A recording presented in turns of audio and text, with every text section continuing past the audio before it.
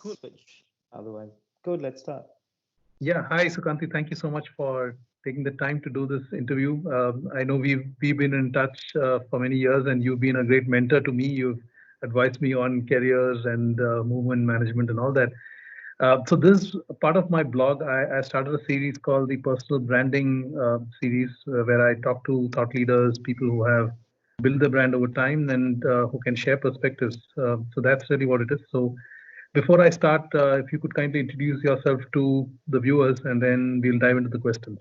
Sure. Hi, Anisu. And it's a pleasure to talk to you. I'm sure you're equally a thought leader and an inspiration to many. So it's a pleasure to talk to you today. My name's Sukanti Ghosh. For everybody who's watching, I'm a senior vice president at the Albright Stonebridge Group, which is the premier global consulting firm set up by former U.S. Secretary of State Madeleine Albright and former U.S. Commerce Secretary Carlos Gutierrez.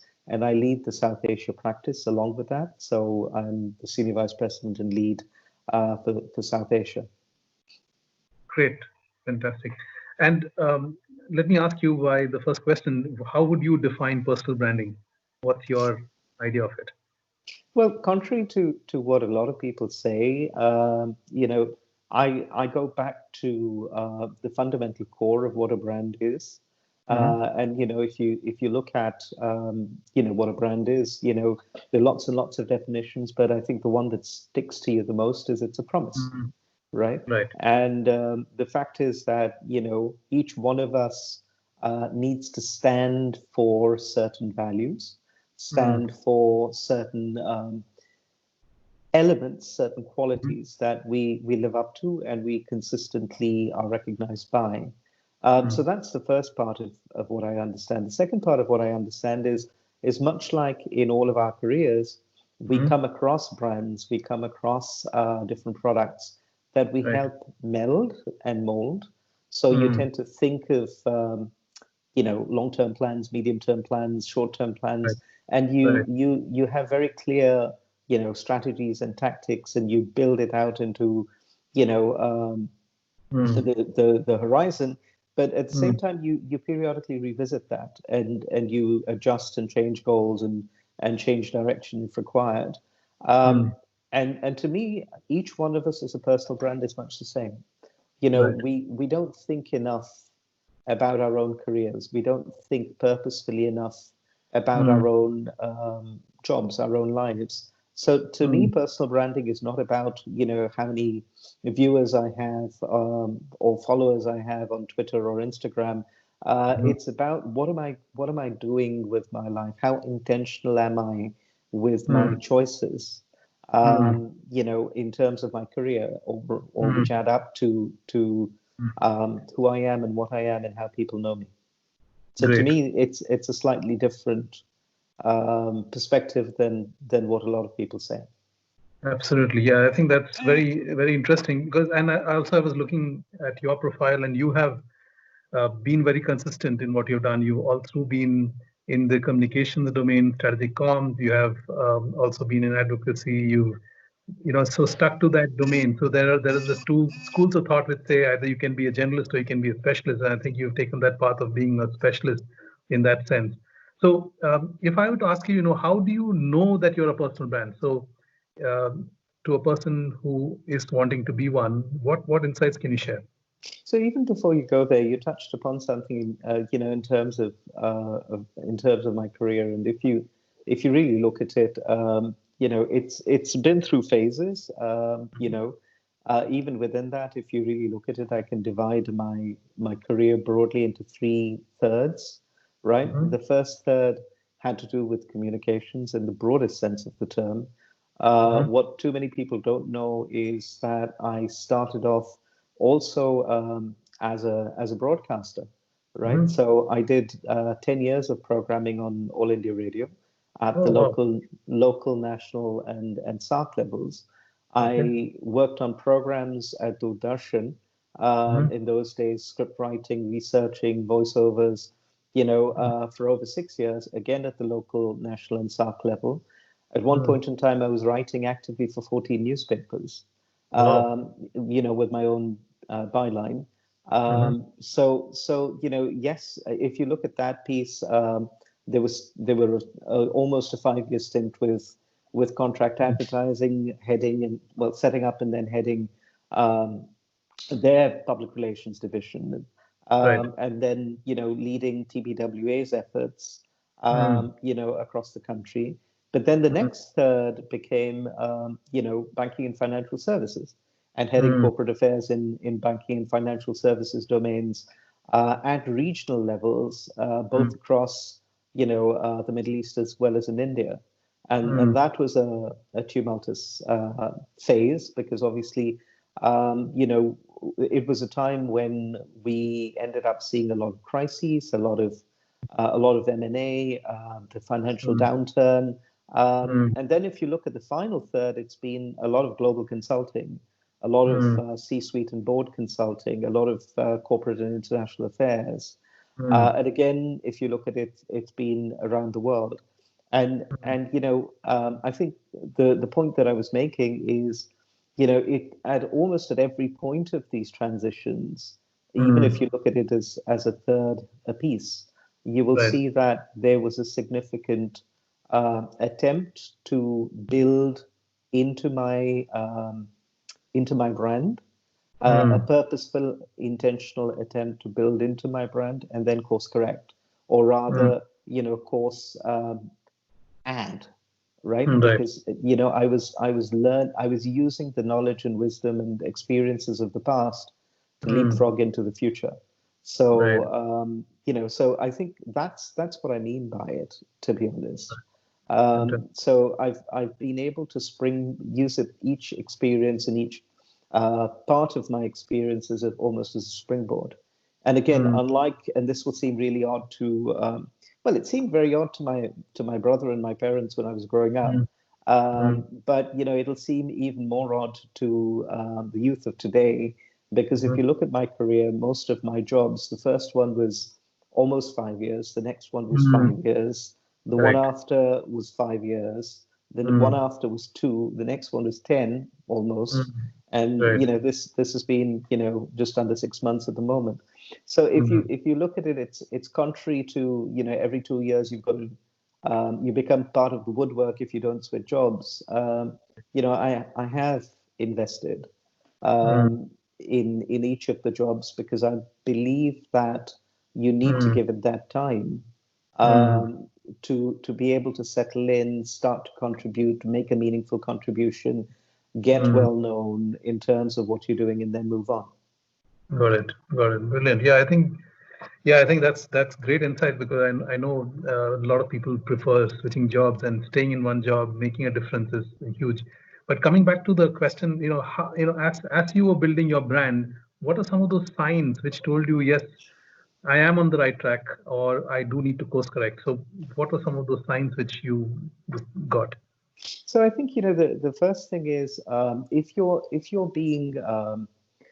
if you're being conscious about your role, right? Mm.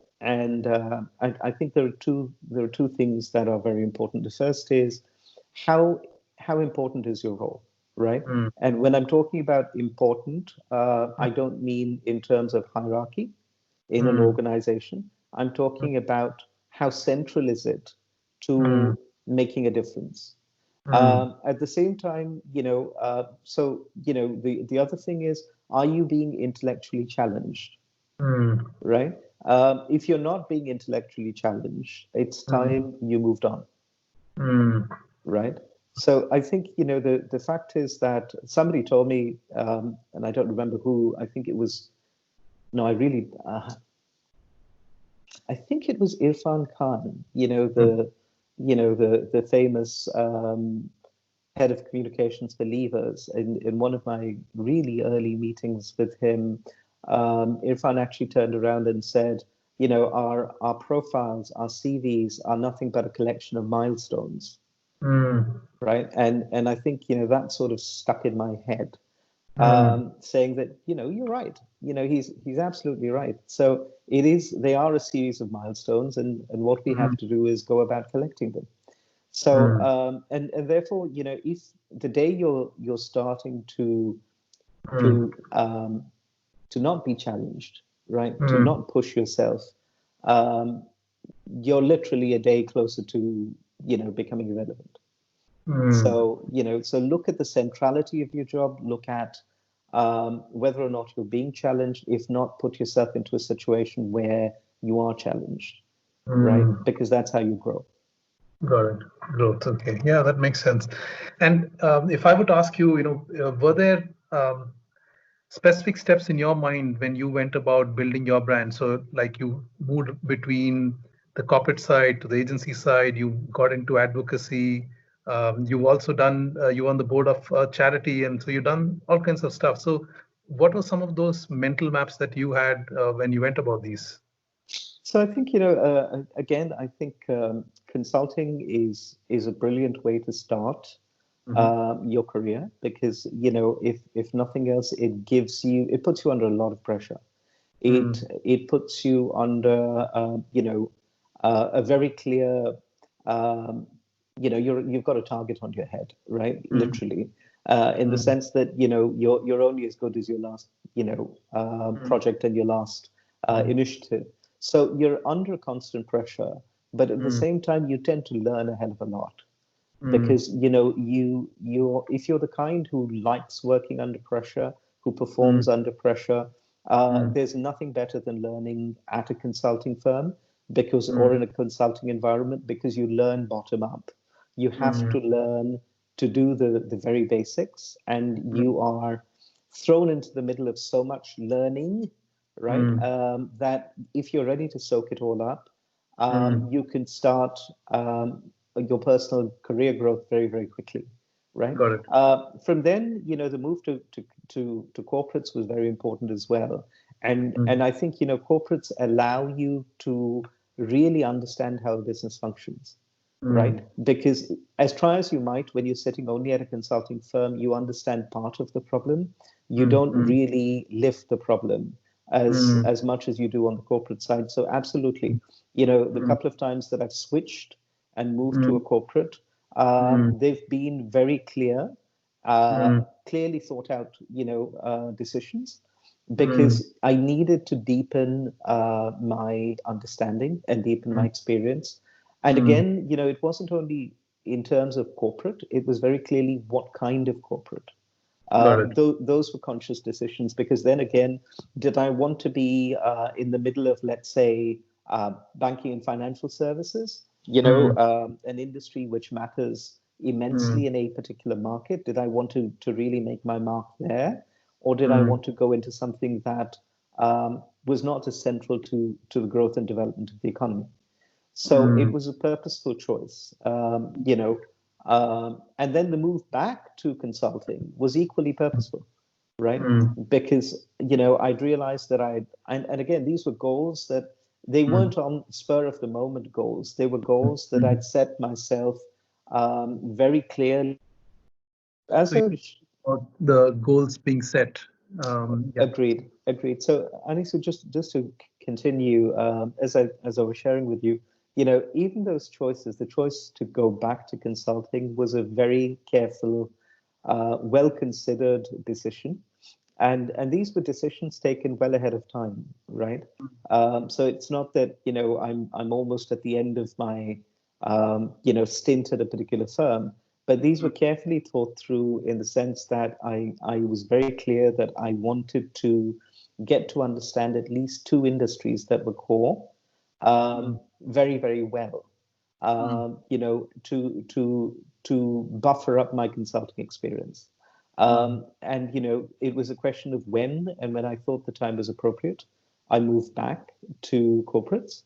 And thereafter, when I went back to school, between 2008 and 10, went back to school in Switzerland with an overlap in the US, it was again very clear. I wanted to test myself and pit myself against, some of the best practitioners in the world, and see if I could live up to them and stand up to them and had the courage of my convictions. And when I came away from that, I realized, and this was a strange realization, that I had the same canvas at work, but I had a completely new armory of paints and paintbrushes.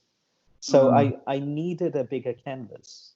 And it was interesting because this program in Switzerland, we were told at the very outset that 90% of the class tends to move after these 2 years, and all of us were either which way heads of corporate affairs for our respective companies across Europe or across Asia or different parts of the world, and all of us laughed initially. But the fact is, almost 100% of us moved after 2 years, right? Okay. Because we all felt the same thing. We had this whole new armory of skills that needed, us to spread our wings and do things differently. And therefore, the move back to consulting, right? But to be honest, the role that I got back in consulting at that time was far more rich, was far more elevated, and allowed me to continue for almost another decade. And a lot of what people know me for today, at least in India, though I don't live in India and I haven't lived in India for the past 4 years now, is primarily because of the work that I did, over that 10-year period. Got it. Okay. Interesting aspects. And in terms of your personal brand, if I were to ask you, what are some of those attributes which people associate you with? So what are some of those keywords that come to their mind when they think of you as a personal brand? You should ask them. No, so I think it would be unfair of me to guess, to be honest. But despite that, I think a lot of people would sort of think of economic development, would think of trust, would think of mentoring, would think of breaking the norm, right? And I think, I laughingly say this all the time. My middle name is Crisis. So, a lot of people think of the biggest, messiest, the most complicated crises, and somewhere you'll find Sukanti in the middle of it, sorting it all out. Great. Yeah, and I know that's a great reputation to have in some sense, to be known for that. And according to you, and based on your experience, your learning, if you could name a couple of people that come to your mind, doesn't have to be celebrities or politicians, but broadly, what do you admire about them? What are some of the characteristics you see in them? Again, I think that's a dangerous question with a lot of possible lead-ins. So I think throughout my career, I've been fortunate to find mentors, and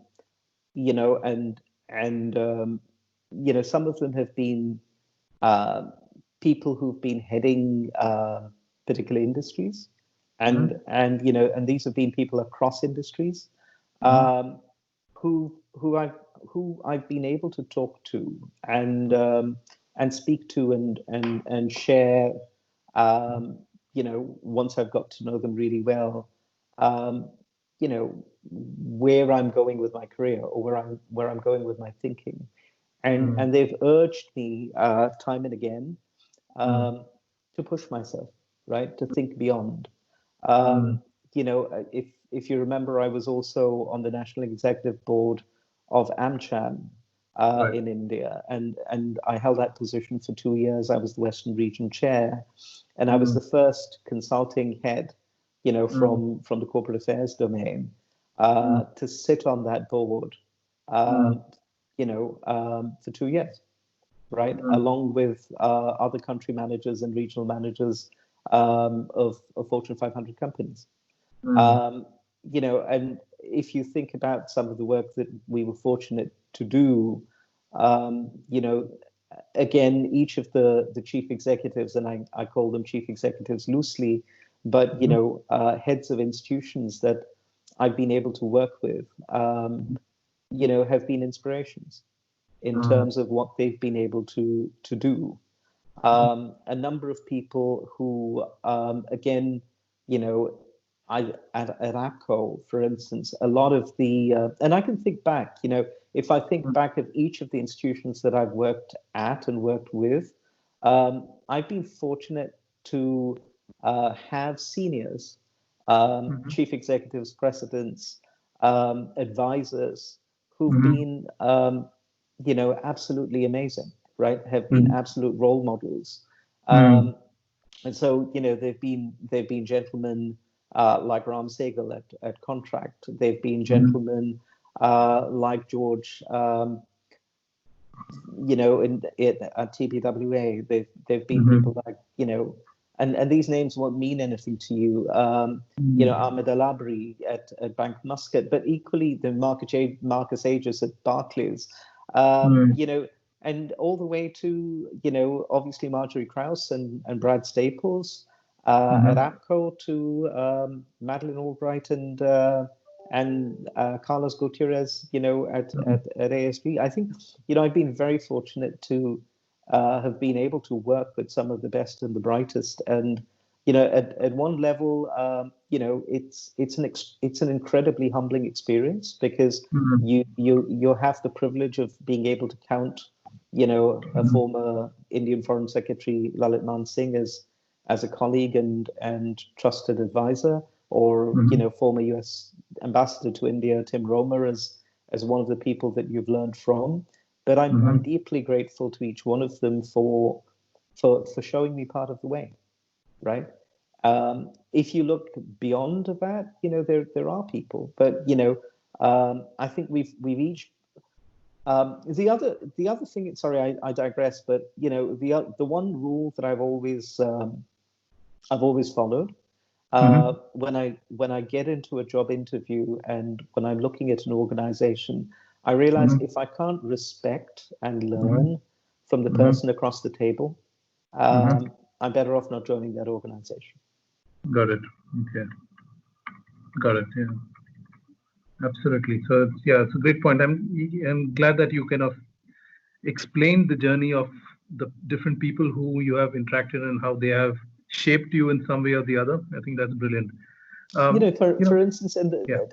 you know, one of the people, again, people don't know about him, is a gentleman called Ido Aharoni, and you know, and Ido was, and this is something you will like, Anisu. You know, Ido was a former Israeli ambassador to the US, but you know what he's really known for is he's the one who actually built the Innovation Israel brand globally, and maintained it globally, right? He's a full professor at NYU on global branding, on nation branding. An amazing gentleman. But you know, so Tony Musi Falcone, you know, another gentleman that people don't know about. You know, he's one of the most amazing people you could come across, and you tend to you learn from them, right? And you have to be humble enough to know that you don't know it all, and you want to soak it all up, right? Absolutely. So while you went along your journey of building your career, building your personal brand, what are some of those key challenges that you faced, and you know, what did you do to kind of overcome them? Well, I think the biggest challenge is ourselves, right?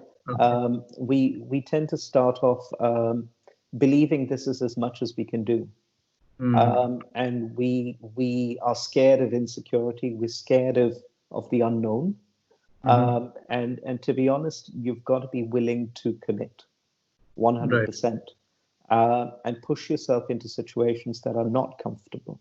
You have to be willing to surround yourself with people who are better than you, even if they are junior colleagues, you know, who know more about something than you do.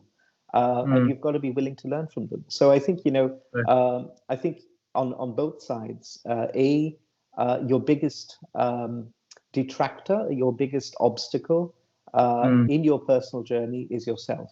The belief that you cannot do it, the belief that it's pointless doing it, the belief that why should I do it? You've got to get out of all of that. right? And then it's this whole bevy of, I'm the leader, everybody's got to pay homage to me nonsense, right? You've got to be willing to learn and grow with everybody. Got it. Okay. Interesting. And sorry, the yeah. final thing that I will say there is never rest on your laurels, right? Because every journey, every step is a step before the next step you have to take. So I was once asked, when will you retire? And I said, I won't, right? Because the fact is, that's the first step towards becoming redundant. Yeah. Got it. Got it. Very nice. I think, I think a lot of people go with the mindset that I will retire at a certain age, and that doesn't really make sense. Yeah. So in your journey, if I were to ask you, what were some of those fundamentals that you gained and some of the fundamentals that you probably lost? Like, for example, when you are trying to build a personal brand, you may give up on time, you may give up on family. There are some of those things which you give up. So what are some of the things that you gained along the way, and what did you lose? Well, I think one of the things that I put seriously at risk, I won't say I lost, I put seriously at risk, well, two things. The first is, I've lived in multiple countries. It's like people turn around and if they ask me to introduce myself, I say, I was born in one country, studied in four, lived in five, and worked across 20. And that 20's probably moved to something like 30 at the moment. But the rest of it is true. And what happens is when you are born in one and study in four and live in five, in the pre-social media days, that would be the end of friendships. Obviously, if you look at family or extended family and friends and what have you, those relationships are seriously put to the test. You've got to have a spouse, a partner, a family that's willing to go on this journey with you, because otherwise, it can be an extremely lonely, extremely disappointing family life, personal life. I've been blessed to have one, a family that is supportive, is participative, looks forward to the challenges, but not everybody is, right? But that being said, there was a point in time, a long point in time in my career, when and a good week was 2 flights a week, an average week was 4 flights, and I've seen even 8 to 10 flights a week. And I'm talking about for years on end. And to be honest, your family does suffer, right? The quality of time you can spend with your family suffers. And to be honest, I think it's important that each one of us learns to strike a balance there, because it's not, and I say it in hindsight, and hindsight always gives you 20/20 vision. It's not always worth it, right? So I think you've got to take that judgment call as to when enough is enough, right? Got it. Yeah, great thoughts.